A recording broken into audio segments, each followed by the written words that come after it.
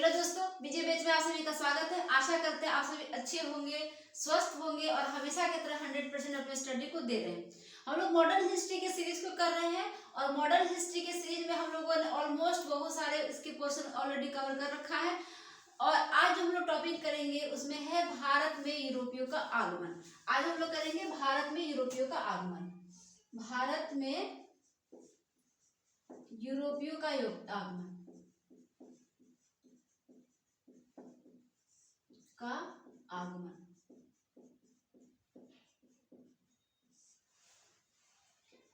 तो देखते हैं कि भारत में यूरोपियों का आगमन। अब भारत में यूरोपियों का आगमन, तो सबसे पहले देखते हैं इसकी भौगोलिक स्थिति कि यूरोप किधर है और भारत किधर है। तो चलिए हम लोग देखते हैं, एक रफ डायग्राम बनाते हैं जहां से हमें एक आइडिया मिलेगी। ये देखिए, तो आप इस तरह से देख लीजिए, एक रफ आइडिया ले लीजिए इस तरह से। यहाँ पे आपका इंडिया, यहाँ पे आप देख लीजिए ये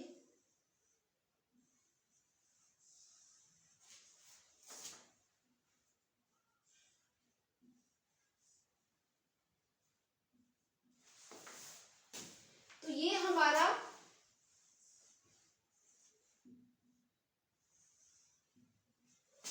हमारा यूरोप है। ये क्या है? यूरोप है। और ये रहा एशिया, एशिया। और एशिया के अंदर आपको दिखेगा यहाँ पे भारत। ये रहा हमारा प्यारा सा भारत। और ये जो है आपका अफ्रीका, अफ्रीका।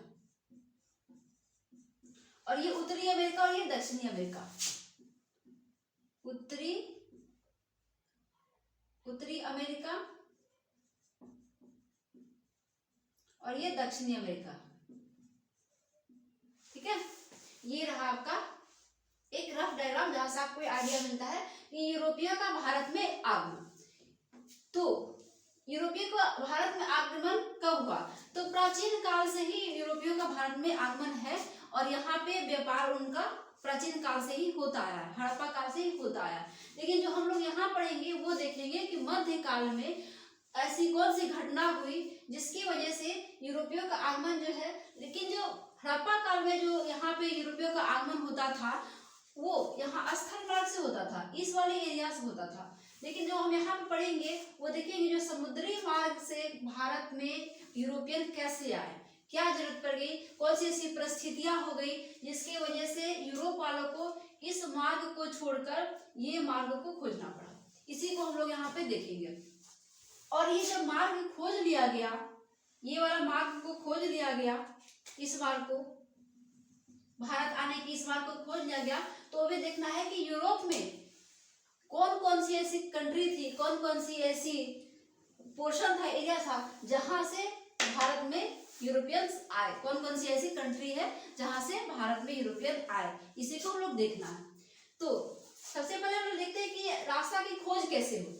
हम पहले देखते हैं कि जो रास्ता खोजा गया, ये रास्ता का खोज कैसे हुआ। तो आप यहाँ पे देखिए कि जब भारत में मध्यकालीन इतिहास चल रहा था, यहाँ पे मुगलों का शासन चल रहा था, उस समय में यूरोप जो है वो आधुनिक एरा की तरफ बढ़ रहा था। वहां पे नए नए आविष्कार हो रहे थे, लोगों में आविष्कार करने की लालसा बढ़ गई थी, पुनर्जागरण का काल चल रहा था। और ये सब हुआ कैसे था, क्यों हुआ था? और ये जो एरिया है ये अरब है, अरब है। और ये भूमध्य सागर, भूमध्य सागर।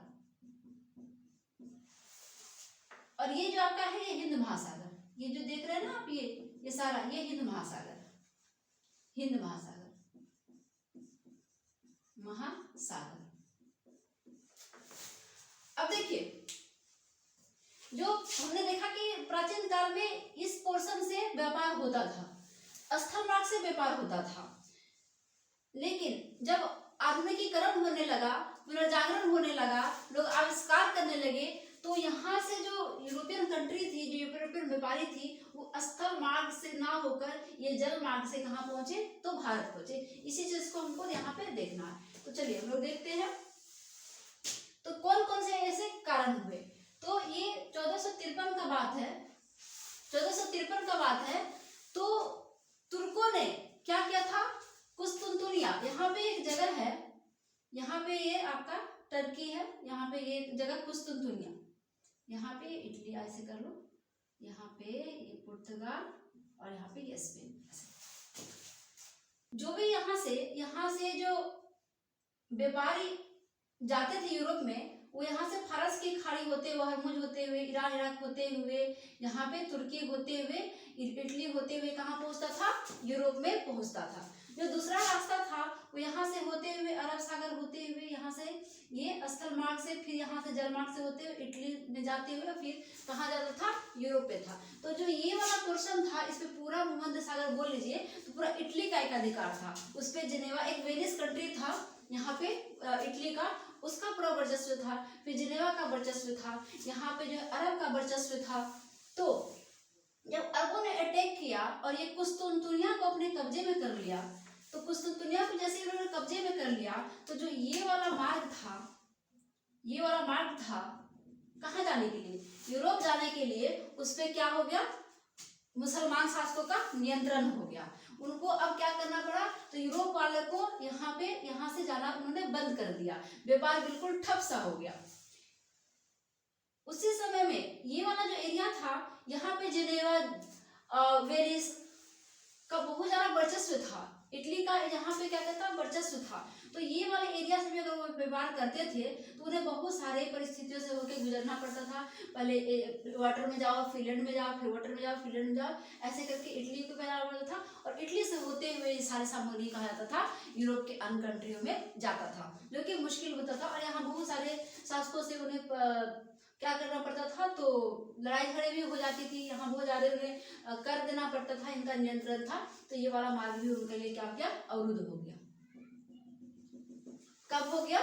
तो 1453 में। 1453 में क्या हो गया? क्या होता है? तो कुस्तुनतुनिया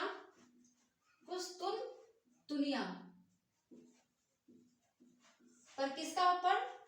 तुर्कों का नियंत्रण हो जाता है। नियंत्रण, ठीक है। ये सब आपको कारण बताया जाता है कि यूरोपियों ने किस वजह से, किस कारण से जो लैंड मार्ग था उसको छोड़कर भारत आने के लिए जल मार्ग खोजने पे विवश हो गया। तो ये आपको कारण बताया जा रहा है कि यहाँ से व्यापार हो रहा था, लेकिन इसको एरिया को क्या किया? अरबों ने, तुर्कों ने क्या किया? इसको कुस्तुनतुनिया को जीत लिया। तो ये रास्ता ब्लॉक हो गया। यहाँ पे जिनेवा का, वेनिस का वर्चस्व था, ये रास्ता इन लोगों ने ब्लॉक किया। तो ये पूरा रास्ता क्या हो गया? व्यापार के लिए ठप हो गया, ब्लॉक हो गया। अब ये करे तो क्या करे? इनके पास कोई विकल्प नहीं था, इसलिए इन्होंने मार्ग ढूंढना क्या किया? शुरू किया। अब ये जो कुस्तुनतुनिया था, अब यहाँ पे मुसलमानों का शासन हो गया। मुसलमानों का शासन हो गया। वहां पे जो ईसाई धर्म थे, जो प्रबोध थे, जो अन्य धर्म के लोग थे, वो कहाँ पे शिफ्ट होने लगे? तो वो शिफ्ट होने लगे आपका इटली के तरफ। तो उसी समय में इटली में पुनर्जागरण का क्या हो गया? लोगों के पास तर्क शक्ति आ गया, लोग तर्क वितर्क करने लगे और लोगों में नई नई चीजों को जानने की उत्सुकता बढ़ने लगी, नए नए आविष्कार होने लगे। और यहाँ पे क्या होने लगा? तो पुनर्जागरण। दूसरा कारण क्या हो गया? पुनर्जागरण। पुनर्जागरण जैसे ही हुआ, यहाँ पे फिर उसके बाद जहाजों का आविष्कार होने लगा। जहाजों का आविष्कार, फिर कंपास बन गया। इस तरह से ढेरों सारे आविष्कार होने लगे। और यहाँ के जो राजा महाराजा थे वो इटली के वर्चस्व से भी परेशान हो गए थे। हर चीज पहले इटली आता था, फिर उनको बहुत मोटा रकम चुकाना पड़ता था, फिर वो जाता था बाकी कंट्री में, पुर्तगाल में, स्पेन में, डच में, ब्रिटेन में।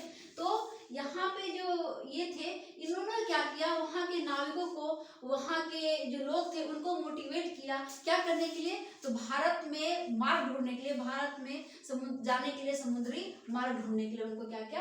प्रोत्साहन मिला। तो यहाँ पे राजा महाराजा का भी क्या हुआ? तो समर्थन मिला। शासकों का, राजाओं का क्या हुआ? तो समर्थन मिला। किनको? नाविकों को।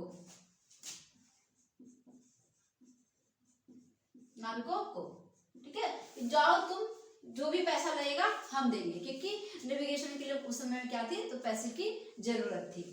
अब ये सारे कारण हो गया। अब यहाँ पे जो पुर्तगाल है, यहाँ पे आपको ये एरिया जो है ये पुर्तगाल का एरिया है और ये जो है स्पेन का। इसका अभी हमें जरूरत नहीं है। तो यहाँ पे कौन था, तो यहाँ पे पुर्तगाल, और ये पुर्तगाल से सटा हुआ स्पेन। तो जो पुर्तगाल के उस समय में कौन थे, जो राजकुमार थे पुर्तगाल के, राजकुमार हेनरी, इनको रास्ता ढूंढने में बहुत ये रास्ता ढूंढने के लिए बहुत उत्साहित थे। इनको हेनरी द नेविगेटर भी बोला जाता है इनको, राजकुमार को। ये क्या किए, तो यहाँ से निकल के ये जो अफ्रीका है, अफ्रीका के ये पश्चिमी तट को बहुत बार भ्रमण किए, और यहाँ पे उन्होंने क्या किया, एक मैप तैयार कर लिया। उसके बाद इनके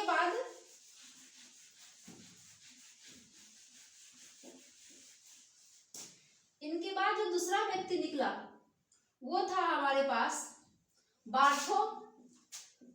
बार्थोलोम्यो डियाज। ये कब की बात है, तो ये 1487 की बात है। तो ये क्या क्या, ये लोगों को क्या करते थे, मोटिवेट करते थे कि आप जाओ, मार्ग ढूंढो, रास्ता ढूंढो समुद्री। तो उससे वे प्रेरित होके बार्थोलोम्यो डियाज जो थे 1487 में ये पुर्तगाल से निकले। कहाँ से निकले, यहाँ पुर्तगाल से निकले, और ये अफ्रीका के यहाँ से पश्चिमी तट होते हुए अफ्रीका के सबसे यहाँ पे एंड पॉइंट पे पहुंचे, इस यहाँ पे केप ऑफ गुड होप, आशा अंतरिम भी इसको बोलते हैं। यहाँ पहुंच गए, और मौसम इतना ज्यादा खराब था, आंधी तूफान वजह से ये क्या हुआ, ये इधर हिंद महासागर की तरफ नहीं जा पाए, और यहीं से ये क्या किए, तो वापस चले गए कहाँ पे, पुर्तगाल। लेकिन उन्होंने क्या किया, उस समय में पुनर्जागरण का काल चल रहा था, आविष्कार हो रहा था, तो इन्होंने क्या किया, वहां का मैप भी तैयार कर लिया। कहाँ तक का, केप ऑफ गुड होप का इन्होंने क्या किया, मैप को भी तैयार कर लिया। उसके बाद जो है, जो तीसरा व्यक्ति आता है वो वास्को डी गामा।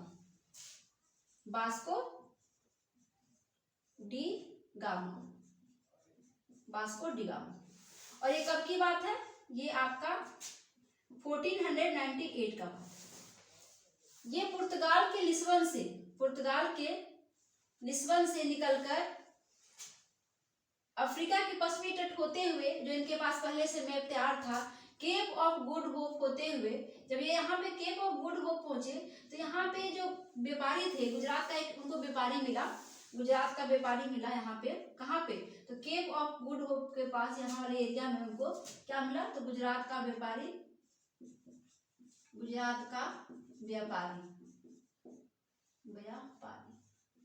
उसका क्या नाम था, उसका नाम था अब्दुल मजीद। अब्दुल मुनीद भी कहीं कहीं लिखा रहता है। तो जब ये Vasco da Gama Cape of Good Hope पहुंचे, तो वहां पे पहले यहाँ से देखो, अरब का भी व्यापार होता था, मिस्र का भी व्यापार होता था, गुजरात का भी व्यापार होता था। तो वहां पर उनको एक व्यक्ति मिला, व्यापारी गुजरात का, जिसका नाम था अब्दुल मजीद। कहीं कहीं आपको मुनीद भी लिखा मिलेगा।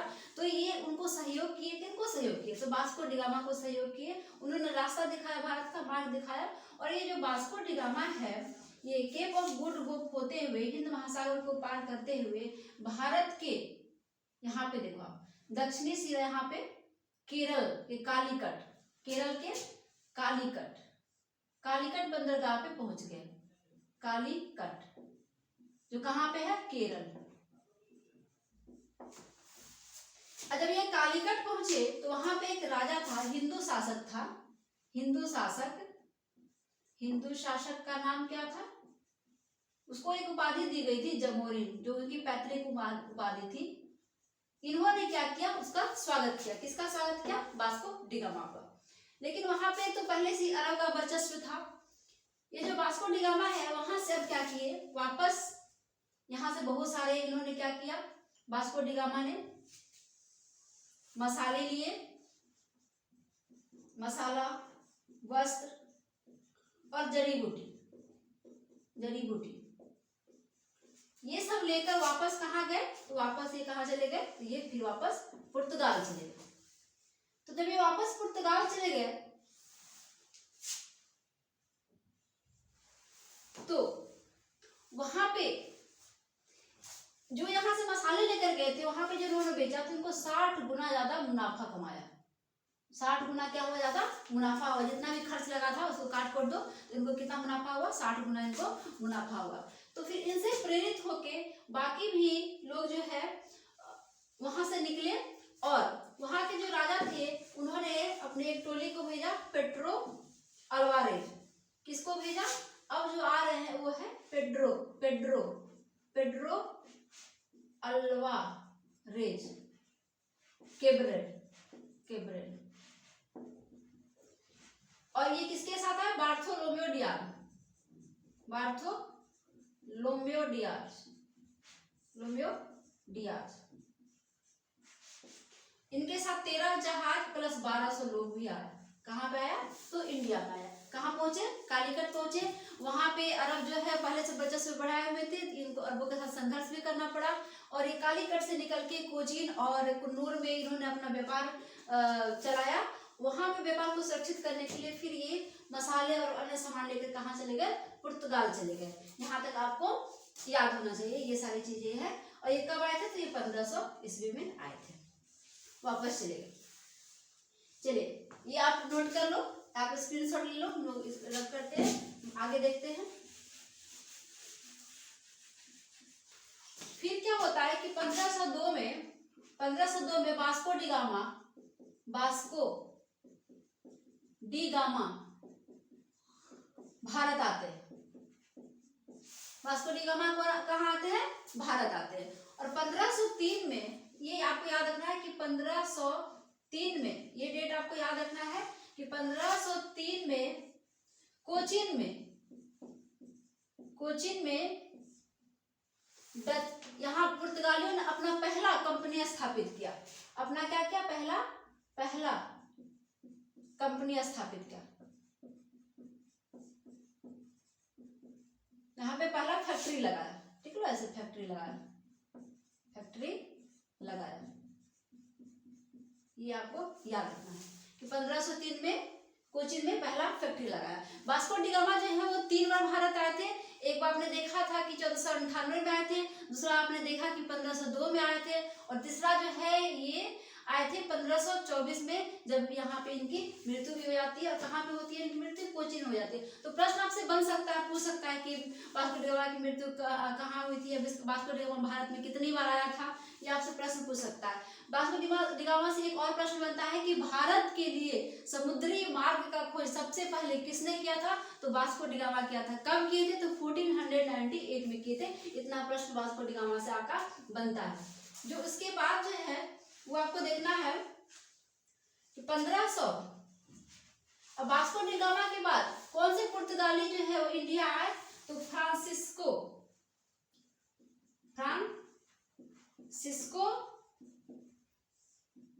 डी अल्मेडा,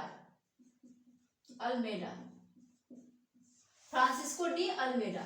अब इनके बारे में देखते हैं कि फ्रांसिस्को डी अल्मेडा जो है वो भारत में क्या क्या कार्य किए, ये पुर्तगाल से जो आए थे। तो इनको ये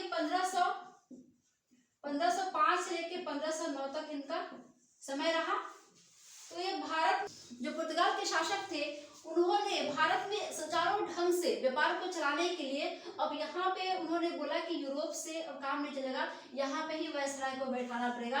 तो उन्होंने भारत का पहला वायसराय बनाकर इनको भारत भेजा। भारत का पहला वायसराय किनको भेजा बना के, तो ये फ्रांसिस्को डी अल्मेडा को भेजा।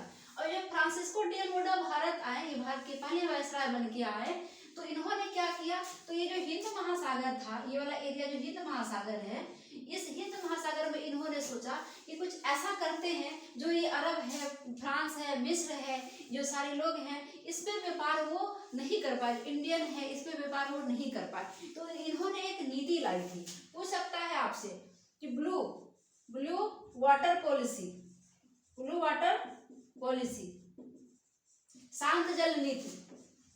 शांत जल नीति किसने लाया, शांत जल नीति। ब्लू वाटर पॉलिसी, शांत जल नीति कौन लाए थे? Francisco de Almeida.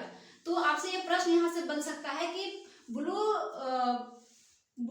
Water policy या शांत जल नीति को किसने लाया? तो फ्रांसिस्को डी अल्मेडा। पूछ सकता है कि यूरोप के कौन से व्यक्ति को भारत का पहला वायसराय बनाया गया था? तो फ्रांसिस्को डी अल्मेडा को बनाया गया था। अब ये ब्लू वाटर पॉलिसी में क्या था? तो ये वाला जो एरिया था, ये पूरा ये जो एरिया था हिंद महासागर का, इस पे इन्होंने क्या किया? तो अपना नियंत्रण कर लिया, एकाधिकार कर लिया कि अब इस एरिया पे पूरा हमारा नियंत्रण है, हमारा अधिकार है। अगर अरब को व्यापार करना है, मिस्र को व्यापार करना है, भारत को व्यापार करना है, किसी को भी व्यापार करना है तो किससे परमिशन लेना होगा? पुर्तगालियों से परमिशन लेना होगा। फिर उन्होंने कार्टाज सिस्टम भी चलाई थी। कार्टाज सिस्टम में क्या था? तो उन्हें क्या करना पड़ता था? परमिशन यहाँ से लेना पड़ता था, किनसे? पुर्तगालियों से, और उनको कुछ पैसे भी देने पड़ते थे बदले में। चलिए, अब फ्रांसिस्को डी अल्मेडा, आपको ये नाम याद रखना है। दूसरे कौन आए थे? Francisco de Almeida. Francisco de Almeida जो है, हमने देखा कि भारत के पहले वायसराय थे और इन्होंने शांत जल की नीति लाई। इतना इंपॉर्टेंट क्वेश्चन इनसे बनता है, इसलिए कि हम इस सेशन में बस उतना ही करने की कोशिश करेंगे जो एग्जाम पॉइंट ऑफ व्यू से बहुत ज्यादा इंपॉर्टेंट है, जहां से प्रश्न बनने की संभावना बहुत ज्यादा होती है और जहां से प्रश्न आता है। अब इसके बाद जो बाद आए थे अल्फांसो डी अल्बुकर्क, ये इंपॉर्टेंट रखना है क्योंकि ये बहुत ज्यादा इंपॉर्टेंट है। फ्रांसिस्को डी अल्बुकर्क, ये 1509 से लेकर 1515 तक इनका काल रहा था और ये दूसरे वायसराय थे। कौन थे ये? दूसरे वायसराय थे पुर्तगालियों के। ये दूसरे वायसराय थे जो इंडिया में भेजे गए थे। ये क्या थे? दूसरे वायसराय। अब देखते हैं अल्फांसो डी अल्बुकर्क ने क्या किया। जो अल्फांसो डी अल्बुकर्क थे, इनको वास्तविक संस्थापक भी बोला जाता है। वास्तविक संस्थापक। हमने देखा था कि 1503 में जो है कोचीन में पहला फैक्ट्री लगा था और 1505 में यहाँ पे देख लो कि 1503 में यहाँ पे 1503 में कहाँ लगा था? तो कोचीन ऐसे लिख लो। अब 1505 में कन्नूर में इन्होंने अपना दुर्ग बनाया था। अल्फांसो डी अल्बुकर्क जो थे दूसरे वायसराय थे और इनको वास्तविक संस्थापक कहा था क्योंकि इन्होंने रियल में क्या किया? पुर्तगाली जो व्यापारिक था, यहाँ पे व्यापारी जो यहाँ पे संगठन चल रहा था, व्यापारिक जो कंपनियां यहाँ पे चल रही थी, उसको इन्होंने काफी ज्यादा फैलाया। इन्होंने क्या किया? तो ये जो गोवा का एरिया है वो बीजापुर के शासक जो थे, बीजापुर के शासक अहमद शाह से इन्होंने जीत लिया और पुर्तगालियों में इन्होंने मिला दिया। कब जीता? तो 1510 में क्या किया? तो इन्होंने क्या किया? 1510 में बीजापुर के शासक अहमद शाह से गोवा को छीना और इन्होंने ही अल्फांसो डी अल्बुकर्क ने क्या किया? तो अल्फांसो डी अल्बुकर्क ने कोचीन को अपना राजधानी बनाया।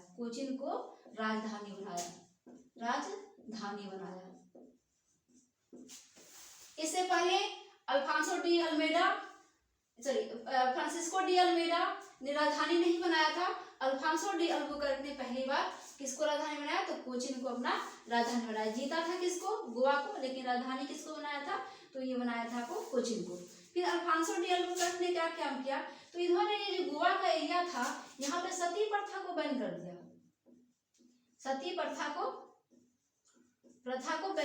क्यों बैन कर दिया? क्योंकि अब ये चाहता था कि ये यहाँ पे अपना बस्ती बसाए। उन्होंने क्या किया? यहाँ पे विवाह नीति को अपनाया। अपना साम्राज्य को फैलाने के लिए क्या किया? तो ये विवाह नीति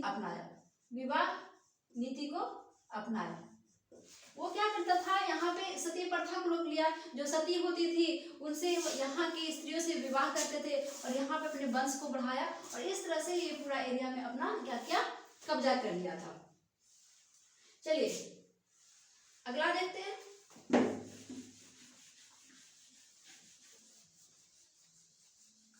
तो तो अल्फांसो डी अल्बुकर्क से इतना सारा प्रश्न बनता है, इतना सारा प्रश्न जो है एग्जाम में आता है, आप यहाँ पे इसको ध्यान से रखें। जो अगला वायसराय आया उसे वो देखते हैं हम लोग, नीनो डी कुन्हा, देखते नीनो डी कुन्हा। तो जो नीनो डी कुन्हा थे, इन्होंने क्या किया, तो अभी जो हमने देखा था कि अल्फांसो डी अल्बुकर्क ने किसको राजधानी बनाया था, कोचिन को, लेकिन ये नीनो डी कुन्हा जो थे, इन्होंने गोवा को राजधानी बनाया, गोवा को अपना कोचिन से हटाकर गोवा को राजधानी बनाया। इनका मेन काम आपको यही आपको याद रखना। ये रहा आपका पुर्तगालियों का। एमसीक्यू टाइप प्रश्न आते हैं, जितने भी रेलवे हो गया, सीजीएल हो गया, बीपीएससी हो गया, सभी यहाँ से प्रश्न जो है वो पूछते हैं। यहाँ इतना सफिशिएंट है, आप इतना इसको पढ़ लो। चलिए हम लोग अगला देखते हैं कि अगर ये पुर्तगाली भारत में आए तो क्या भारत में भी कुछ फायदा हुआ। हाँ, फायदा हुआ। तो भारत के लिए क्या लाए, तो भारत के लिए जो आप लाए प्रिंटिंग प्रेस, प्रिंटिंग प्रेस। ये पुर्तगाल के थे गुटनबर्ग, जिन्होंने भारत में क्या लाया, प्रिंटिंग प्रेस लाया। इसके अलावा तो ये पुर्तगाल, ये जो यूरोपियन आते थे, पुर्तगाली आते थे, वो अपने साथ क्या लाते थे, कुछ फसल भी लेकर आए, जिसमें पपीता,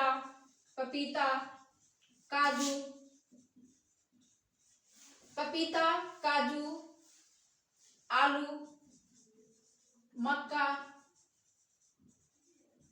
संतरा,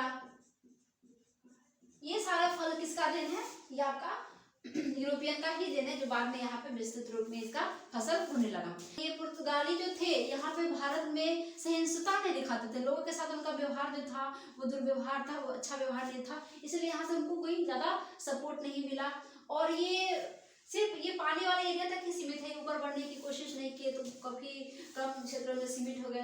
तो बाकी पुनर्जागरण की वजह से बाकी भी जो देश थे वो भी अपना वर्चस्व जमाने के लिए निकल पड़े। तो धीरे धीरे क्या होता है, इनका पतन में आता है। और जो अगला आते हैं वो डच आते हैं। अगले हम लोग टॉपिक को देखेंगे डच, ब्रिटेन, डेनिश और फ्रांसीसी। तो आगे देखने के लिए वीडियो से जुड़े रहें। वीडियो अच्छा लगता है तो लाइक करें, सब्सक्राइब करें।